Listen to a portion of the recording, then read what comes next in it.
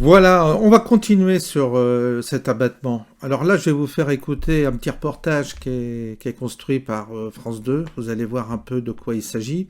Donc si vous avez 1200 euros, vous êtes un non imposable, évidemment, vous n'êtes pas concerné par l'abattement. Ça paraît évident. C'est après, c'est pour les gens qui sont au-dessus de 1200 euros. Et évidemment, 1200 euros, c'est quasi le minimum.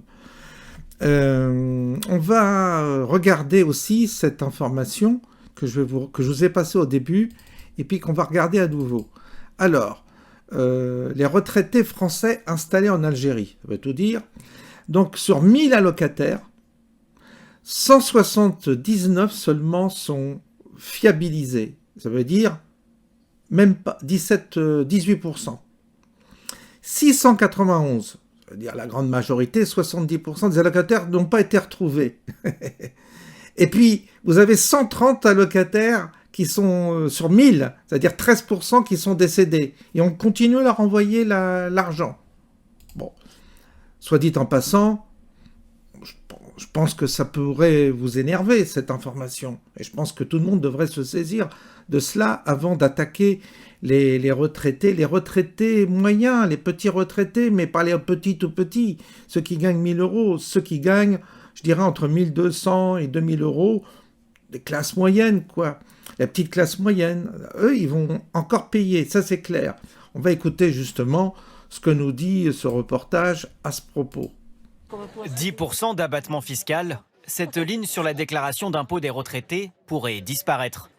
Avec un revenu net de 1200 euros par mois, par exemple, ne paierait toujours pas d'impôt. Mais ceux déjà imposables le seront encore plus, selon ce spécialiste. C'est une différence de 10% quand même sur les revenus annuels. Donc, mécaniquement, on peut passer de la tranche à 11%, qui est la première tranche, dans la tranche à 30%. Supprimer l'abattement pour les retraités pourrait faire rentrer plus de 4,5 milliards d'euros dans les caisses de l'État. Alors, à ceux qui se réjouissent de prendre de l'argent aux retraités, il faut bien faire une distinction entre les retraités boomers qui, eux, sont des gens plus âgés qui ont bénéficié d'années florissantes. Ils ont été privilégiés par un système où la retraite était à 60 ans.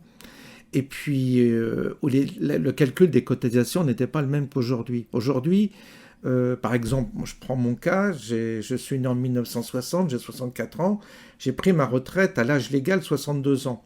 Et j'avais pas assez de trimestres, mais je l'ai fait volontairement. C'est pour ça que je développe cette chaîne, pour avoir des petits compléments de revenus, parce que c'est vrai que j'ai que 1000 euros de retraite, parce que j'ai commencé à travailler assez tard, étant donné que j'avais fait le séminaire.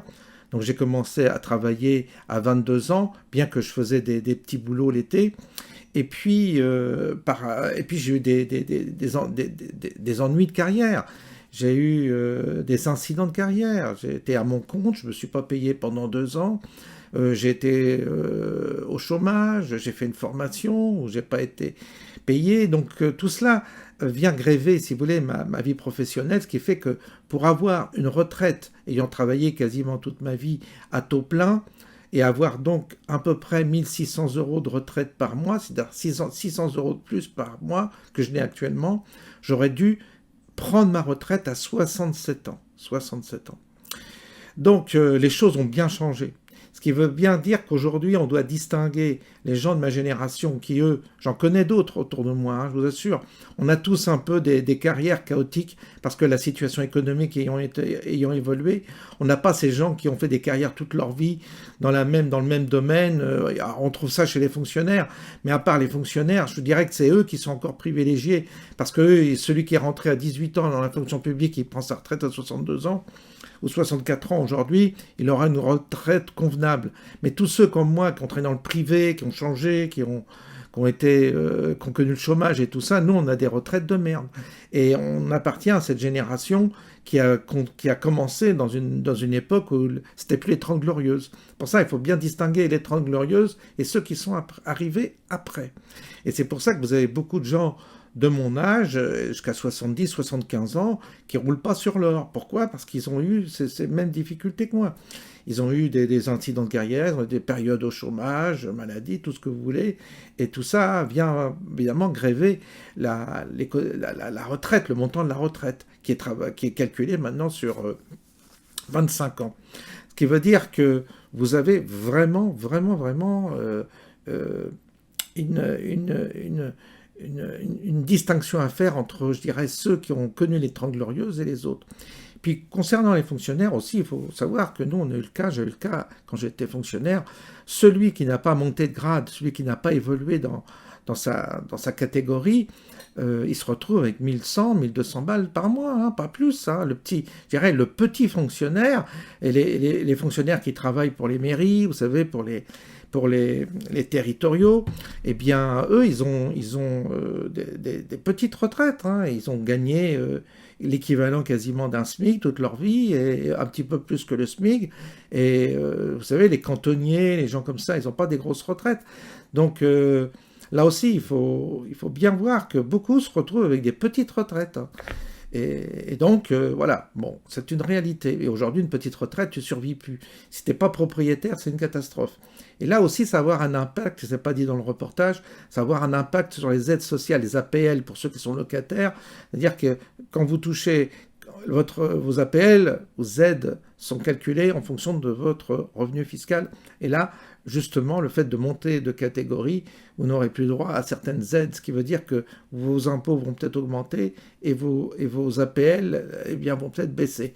Ce qui veut dire que pour des retraités qui sont locataires, ça risque d'avoir un impact assez lourd parce qu'ils vont toucher moins d'APL et ils vont payer un peu plus d'impôts. Parce que leurs revenus, évidemment, leur revenu fiscal va augmenter avec cet abattement supprimé de 10%. Donc c'est toujours pareil. C'est un impact sur les gens fragilisés. C'est toujours la même chose. Alors, ceux qui touchent 3 000 € de retraite, pas de souci. De toute façon, cet abattement était sous Hollande. Il a été plafonné à 4 300. Il ne peut pas aller au-delà de 4 300 €. Vous voyez bien que ceux qui ont des très grosses retraites, de toute façon, ils n'ont pas l'abattement de 10%. Donc ça s'adresse à une catégorie intermédiaire. Je vous laisse et je vous souhaite bonne journée.